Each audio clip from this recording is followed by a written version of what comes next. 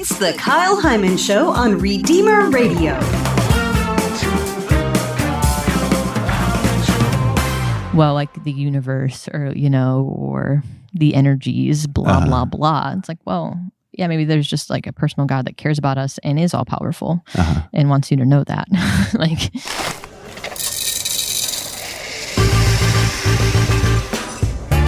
it's time for Morning Jolt with Sister Ignatia Henneberry from the Sisters of St. Francis of Perpetual Adoration. Wake up! Welcome to Morning Jolt with Sister Ignatia Henneberry. I am Kyle Hyman here at the grounds of the Sisters of St. Francis of Perpetual Adoration. Mm-hmm. Miracles. Yeah. Would you say that you've experienced a miracle? Yes. Okay. Yeah. Mm-hmm. Like a science can't explain it miracle, or just like a, oh, that was a nice thing that happened that I can attribute maybe to God? somewhere in between. Actually just shared the story the other day. So yeah, maybe, not like a complete physical healing in my own body, but in college, I would get either injuries or it seems like I was prone to little things, but I got this like bad infection in my foot playing basketball. I had to have like a gel pad underneath my foot to like be able to run because it hurt so bad. And after a game, I went into the trainer's office. I'm like, I don't know what to do. Like a red line started moving at my foot. I'm like, oh, that's not good. And then one of the chaplains came in. And at first, like I wasn't really into like praying with people and praying over people. Like I was still like a little like weirded out by that, I guess. But he like didn't miss a beat and he just like put his hand on my foot and started praying. I was like, Father, you really don't have to touch it. He's like, no, it's fine. And he just started praying. I'm like, okay. And not like he left. And then like probably like 2 minutes later, this random guy walks into the training room and just said like hi to the trainer. They were friends. He was an MD. And she's like, wow, what are you doing here? He's like, oh, I was just like, in town, blah, blah, blah, I want to say hi. And she's like, actually, could you look at this? And he wrote me a prescription right there. I was like, wow. Right after the prayer. Right after the prayer. A doctor from who knows where came, wrote a prescription for my foot. Was better in like a couple days. Just saying. So yeah, maybe not like wasn't immediately healed through the touch of this priest, but I mean, come on. Like, yeah, I grew faith in me. Definitely. That's one of those things that people could just say, yeah, that's just a coincidence. Yeah, okay. Right? Yeah. I mean, they could say that. They could say that. Yeah. And it could be. It could be. Could be. Doesn't seem like it, but it could be. But there's other miracles that we look at and science can't explain it. There's no coincidence doesn't even make sense for it. I think of things like Our Lady of Guadalupe. Have you ever been there? No, I haven't been, but I've seen good presentations on like the tilma and everything. It's There's insane. So much science behind it. And so for those that aren't familiar, this apparition that St. Juan Diego had of Mary, she appeared to him, and then that image ends up on his tilma, which is this kind of like an apron that was made out of like cactus grass or something, like some kind of natural fibers, whatever, that they've recreated it since then.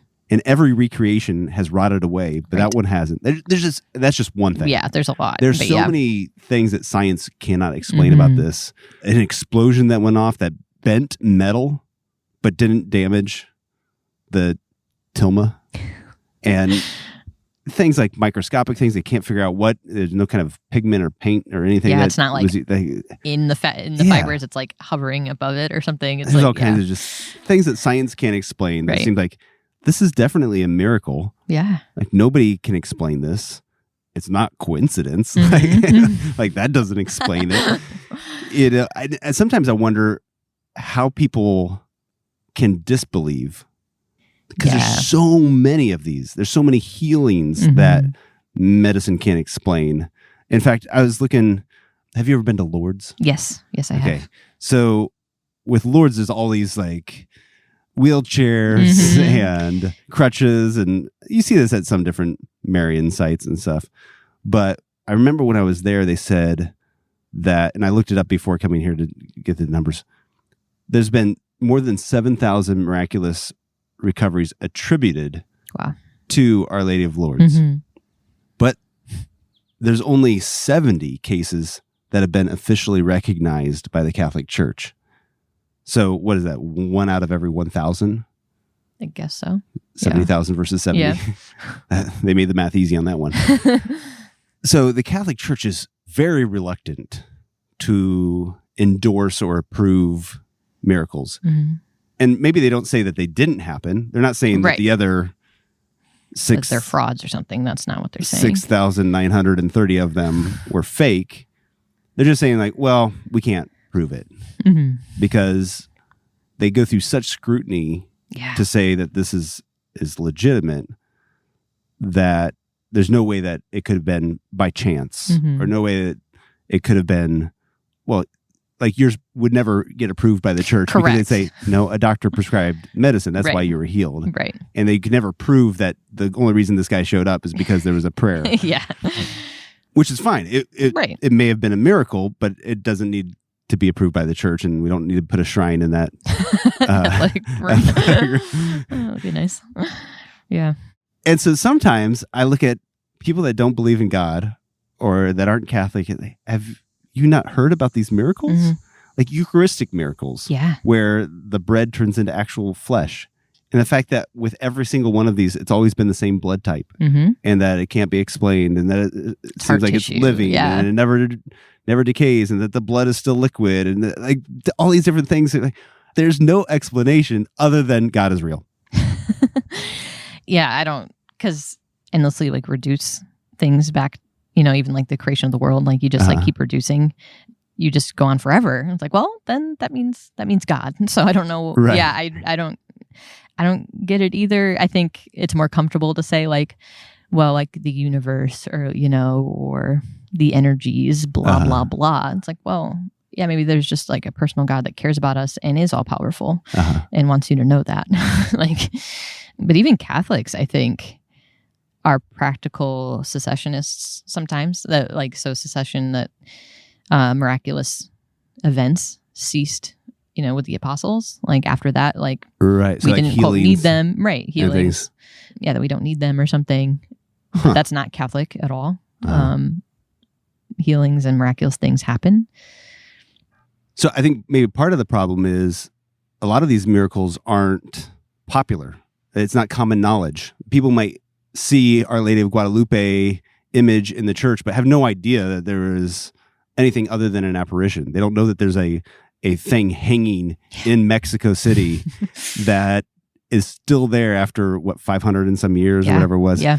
But we don't talk about these miracles. We don't talk about the Eucharistic miracles that have happened and all the science that has gone into it. There's not documentaries out there. There are a few, but they're not popular. Yeah, I would agree with that. They're not on TV usually. And so sometimes I kind of wonder, like, why aren't these things more popular? Why aren't we talking about them? Why is this such a secret? Yeah,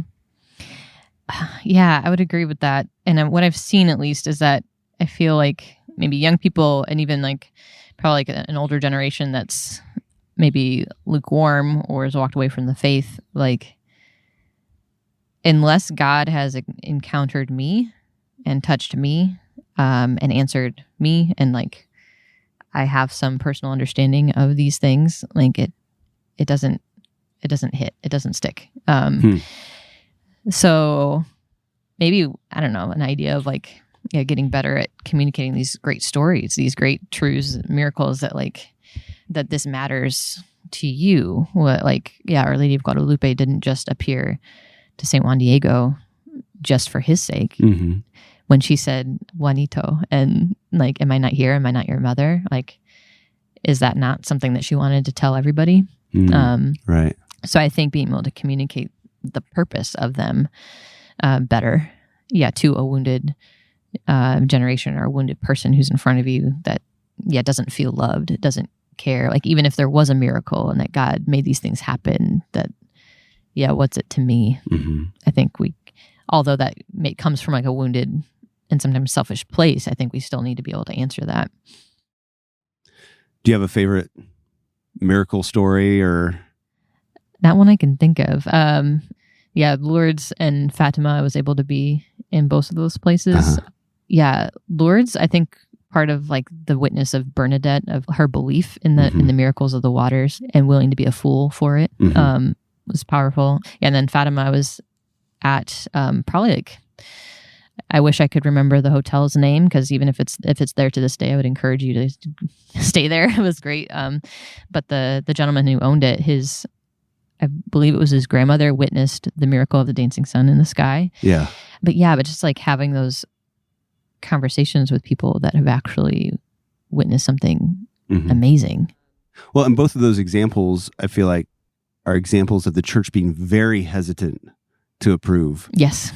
And very skeptical of both those, Fatima and Lourdes. Like St. Bernadette was going to the bishop saying this was happening. He's like, no, it's not. Yeah. Like, you're crazy. And it's not until she says that Mary identifies herself as the Immaculate Conception. He's like, how do you even know that term? Like, we've just been talking about that internally. Yep. Like, how do you know that? Or with Fatima, it's like these 3 kids. And it seems like, I'm not a scholar on this, but they were almost abused. Yeah. Like looked down upon and tortured, because of them saying this, and people thought they were lying, until then thousands experiences and like, okay. Yeah. This is something. You're onto something here. Yeah. And I think some of that is a healthy skepticism, and maybe sometimes it was taken too far in some cases. But even the term devil's advocate coming from the church saying, look, we've got all these Catholic people. Let's have somebody that is fighting against it, to disprove it. Right. And is looking for anything to disprove that, find some natural phenomenon that happened. In many cases, if not all cases, there's atheists, scientists, doctors, whatever, that are analyzing the case. So it's not just biased Catholics who want to prove this, but they have people that would be certainly the most skeptical and want to find some kind of reasonable explanation of how this happened, or to say that it never happened at all. And not because the church is anti-science, but because we want to show if there's a scientific explanation for it. Right. They would be the first ones to find it. Right. And I think that's a credit to the church, to not just blanketly take somebody's word for it. Right. Not that they're lying in many cases, but that we wouldn't have other people believing something if we couldn't prove that it's true. Yeah. Like, we want to be able to communicate this fact to the world. And some of those people are going to want to know. It's like, oh, well, there has to be some reason. And then we can say, like, well, actually, no. Yeah. I know a priest who was when he was a seminarian, I think he was in an awful car accident. Like, awful. He lost his friend that was with him.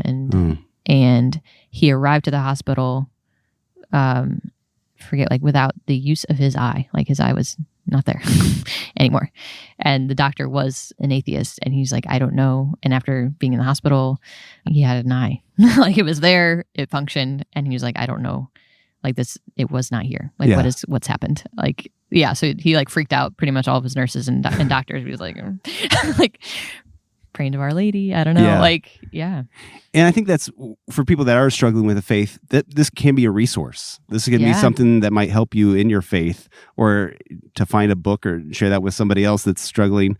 Any of the miracles that we just mentioned, if you just look online, I'm sure there's plenty of stories and articles and some videos available, maybe documentaries on some of them. But I think that can be a help for us when we are struggling. But then I think it brings up the question of, why then aren't miracles happening all the time? Like, why is it just select? And when I pray for healing for myself or for somebody else and they don't get healed, why not? Why didn't a miracle happen then? Why didn't God answer my prayer? Which I think is kind of a whole nother topic. So maybe we should save that for a future episode. For sure. Is that something you think you could tackle? Because I think that's a huge struggle for people. Of, God didn't answer my prayer, so he must not be real. Yes. I think especially like when we're face to face with something like real suffering and evil, and we need help, and it just doesn't make sense. And I get that. Well, people will have to listen next time. Okay.